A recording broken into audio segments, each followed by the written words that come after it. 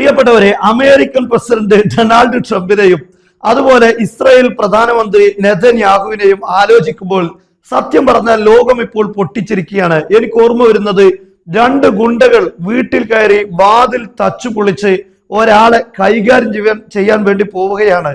പക്ഷെ ഡോറ് ചവിട്ടി തുറന്ന് ഉള്ളിലേക്ക് കടന്ന സമയം തന്നെ ഓടി രക്ഷപ്പെടുന്നതാണ് നാട്ടുകാർ കാണുന്നത്. ആ ഗുണ്ടയെ വിളിച്ചു ചോദിച്ചു, എന്ത് സംഭവിച്ചു? അവരെ ഇല്ലാതാക്കാനല്ലേ നിങ്ങൾ കടന്നു വന്നത്? നിങ്ങൾ വന്നതിലേറെ വലിയ സ്പീഡിലാണല്ലോ ഇപ്പോൾ ഓടിപ്പോകുന്നത് എന്ന് പറഞ്ഞപ്പോ അവിടെ ഞങ്ങൾ കൊല്ലാൻ വേണ്ടി വന്ന വ്യക്തി ഒരു മെഷീൻ ഗണ്ണുമായി കാത്തിരിക്കുകയാണ്. അയാൾ പറഞ്ഞത്, ഞാൻ ഈ മെഷീൻ ഗണ്ണ് പരിശോധിക്കാൻ വേണ്ടി, ഇത് എവിടെയെങ്കിലും ഒരു ലക്ഷ്യത്തിൽ പരീക്ഷിക്കാൻ വേണ്ടി നിൽക്കുകയായിരുന്നു. നിങ്ങളിപ്പോൾ കടന്നു വന്നത് സന്തോഷമായി എന്ന് പറഞ്ഞ് ഞങ്ങൾക്ക് നേരെ തോക്ക് നീട്ടുന്ന സാഹചര്യമാണ് കണ്ടത്.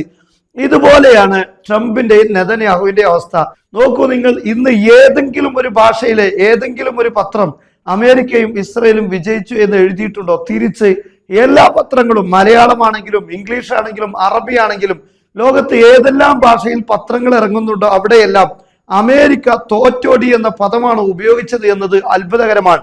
ചിലരൊക്കെ മലയാള മീഡിയയിൽ പോലും വിയറ്റ്നാമിനോട് സമാനമായിട്ടാണ് ഇറാനും അമേരിക്കയും തമ്മിലുണ്ടായ യുദ്ധത്തെ വിശേഷിപ്പിച്ചിരിക്കുന്നത്. എന്നാൽ ഇന്ന് ഇസ്രായേൽ പത്രം റിപ്പോർട്ട് ചെയ്തത് 4 കാര്യമാണ്. ഒന്നാമത്തേത്, ഇറാന് ഏറ്റവും നല്ല ഒരു കരാറാണ്, ഇസ്രായേലിന്റെ ഏറ്റവും ദാരുണമായ, ഇസ്രായേലിന് അന്ത്യം കുറിക്കുന്ന കരാറാണ് ഉണ്ടായിരിക്കുന്നത്. അതോടൊപ്പം ഇറാന്റെ യുറേനിയം അത് എങ്ങോട്ടും മാറ്റുന്നതിനെ കുറിച്ച് കരാറിൽ യാതൊരു ചർച്ചയുമില്ല.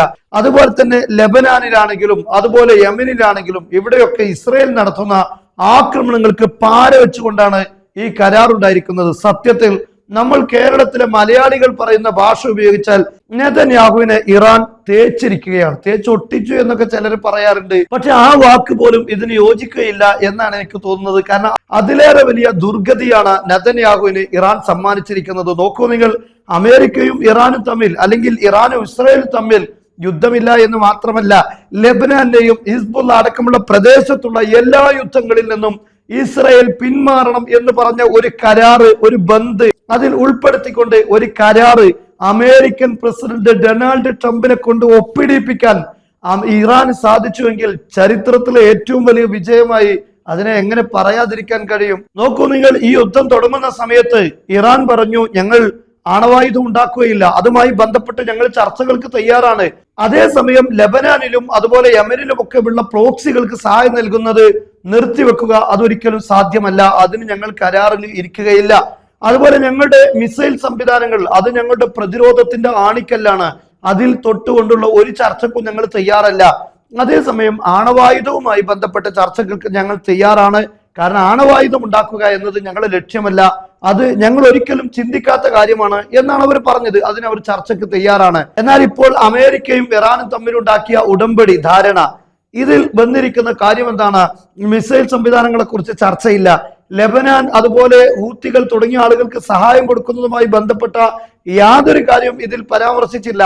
മാത്രമല്ല, ലെബനാനിനെതിരെയും അതുപോലെ ഹൂത്തികൾക്കെതിരെയും ഒക്കെ ഇസ്രായേൽ യുദ്ധം ചെയ്യുകയാണെങ്കിൽ അതിനെ തടയാനുള്ള ഒരു പ്രത്യേക ഭാഗവും കൂടെ ഇതിൽ ഉൾപ്പെടുത്തി എന്നതാണ് അത്ഭുതകരമായ കാര്യം. രണ്ടാമത്തേത്, ഇറാന് ഇന്ന് വരെ ഉണ്ടായിരുന്ന എല്ലാ ഉപരോധങ്ങളും പിൻവലിക്കുക എന്നതാണ്. ഒബാമ ഇറാനുമായി ആണവ കരാറിൽ ഏർപ്പെട്ടത് മോശമായി പോയി, ആ കരാർ ശരിയല്ല, അത് വലിച്ചു കീറിക്കൊണ്ടാണ് ട്രംപ് കടന്നു വന്നത്. എന്നാൽ ഇതിന്റെ പേരിൽ ഇന്ന് ട്രംപിനെ പരിഹസിക്കാത്ത ലോകത്ത് ഒരു പത്രവുമില്ല. കാരണം ഒബാമയും അതുപോലെ തന്നെ ഇറാനും തമ്മിൽ ധാരണയായ കരാർ ഇതിലേറെ എത്രയോ അമേരിക്കക്ക് ഗുണകരമായിരുന്നു. എന്നാൽ ഇത് അമേരിക്ക ഇറാന് മുന്നിൽ അടിയറ വെക്കുന്നതാണ് ഇതിലൂടെ കണ്ടിട്ടുള്ളത്. ഇനി യുദ്ധവുമായി ഇറാനുമായി മുന്നോട്ട് പോകാൻ അമേരിക്കക്ക് കഴിയാത്ത ഒരു സാഹചര്യം ഉള്ളത് കൊണ്ട് തന്നെയാണ് ഇപ്പോൾ ഇങ്ങനെ ഒരു കരാറിലേക്ക് പോയിരിക്കുന്നത്. എന്നാൽ അതിലേറെ രസം, ഇപ്പോൾ യുദ്ധത്തിലുണ്ടായ നാശനഷ്ടങ്ങൾ പരിഹരിക്കാൻ $300 ബില്യൺ ഇപ്പോൾ ഇറാന് നൽകാൻ പോവുകയാണ്. യഥാർത്ഥത്തിൽ ഇറാന് നാശനഷ്ടങ്ങൾ ഉണ്ടായിട്ടുണ്ട്, പക്ഷെ ഇസ്രയേലിലും നാശനഷ്ടങ്ങൾ ഉണ്ടായി, അമേരിക്കയുടെ ബേസുകളിൽ നാശനഷ്ടങ്ങൾ ഉണ്ടായിട്ടുണ്ട്, GCC രാഷ്ട്രങ്ങളിൽ നാശനഷ്ടങ്ങൾ ഉണ്ടായിട്ടുണ്ട്. പക്ഷെ ഇതൊന്നും പരിഹരിക്കുന്നതിനെ കുറിച്ച് ഈ ഒരു കരാറിൽ യാതൊരു ചർച്ചയുമില്ല.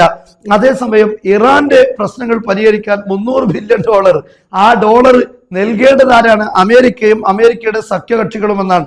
അത് സ്വാഭാവികമായും ഈ അറബ് രാഷ്ട്രങ്ങളെ ഒക്കെ തന്നെ ആയിരിക്കും അമേരിക്ക ഉപയോഗപ്പെടുത്തുക. ഈ രാഷ്ട്രങ്ങൾക്ക് വലിയ നഷ്ടമുണ്ടായി എന്ന് മാത്രമല്ല, ഇറാനിൽ ഉണ്ടാക്കി വെച്ച നഷ്ടം നികത്താനുള്ള ഉത്തരവാദിത്വവും അവരുടെ തലയിലേക്ക് വരുന്നു എന്നതാണ് ഇപ്പോൾ ഉണ്ടായിരിക്കുന്ന വലിയ ദുരന്തം. എന്തായാലും അമേരിക്ക ഈ യുദ്ധം അവസാനിപ്പിച്ചിരിക്കുന്നത്.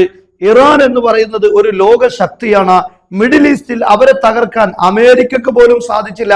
അമേരിക്കയുടെ എല്ലാ പവറും ഉപയോഗിച്ച് ഇസ്രയേലും അമേരിക്കയും ഒരുമിച്ച് ഇറാൻ സ്വന്തമായി അതിനെ ചെറുത്തു നിന്നു എന്ന് മാത്രമല്ല, ഇറാന്റെ സൈനിക സംവിധാനങ്ങളിൽ ഒരു പോറൽ പോലും ഏൽപ്പിക്കാൻ അമേരിക്കക്കോ ഇസ്രയേലിനോ സാധിച്ചില്ല. അമേരിക്കയും ഇസ്രയേലും ഒരുമിച്ച് നിന്നിട്ടും അതിനെ പ്രതിരോധിച്ചു.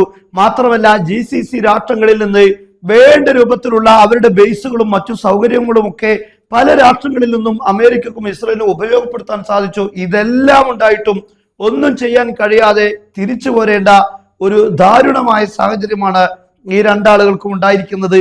ഇനിയിപ്പോ സംഭവിക്കാൻ പോകുന്നത് ഇറാൻ സ്റ്റാർ ആയിരിക്കുകയാണ്. ഇറാന്റെ പരമോന്നത നേതാവും അവിടെയുള്ള ജനങ്ങൾ അവരെ ബഹുമാനിക്കുന്ന സാഹചര്യത്തിലേക്ക് വന്നു. എന്നാൽ ട്രംപിനെ തൂത്തെറിയാനാണ് അമേരിക്കക്കാർ ഇപ്പോൾ ശ്രമിക്കുന്നത്. നെതന്യാഹുവിന്റെ പ്രധാനമന്ത്രി സ്ഥാനം എപ്പോൾ തെറിക്കുമെന്നത് മാത്രമേ ഇപ്പോൾ ചിന്തിക്കേണ്ടതുള്ളൂ. കാരണം അത്രയും വലിയ പ്രതിഷേധമാണ് ഇപ്പോൾ ഇസ്രയേലിൽ നിന്ന് ഉയർന്നു വന്നിരിക്കുന്നത്.